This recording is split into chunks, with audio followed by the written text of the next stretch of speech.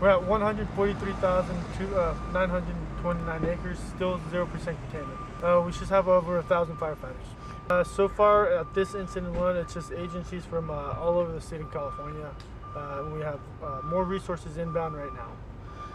I know that we've evacuated a large portion of the southern section of the fire and west of the fire, and also east where Hamilton Lake's at as well. So we're expecting a big wind event here. They're called the mono winds. It's high desert, dry. As they come over the Sierra and over the mountain ridge and drop into the area we're in right now, by the time they reach and cross over the mountain ridge, they're extremely dry, and they continue to dry in that process where they come down. And then when it comes over, it basically gets shot down into the area, creating very high-speed winds and very dry conditions, which is going to be pushing the fire in a southern direction. So that's where we're seeing a lot of activity and a lot of increase in fast rate of spread right now. Last night we had 142 people evacuated from areas, temporary refuge areas where they were secure and safe.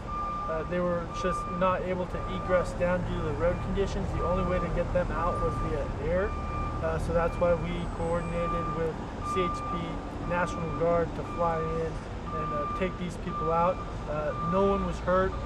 No one was in immediate danger. It's just that the road conditions didn't allow them to exit and drive out themselves. So they were just trapped there. We're still unsure of how many people are up there. But again, it's going to be areas of temporary refuge areas where they're safe, and then it's going to be coordinated with CHP and National Guard.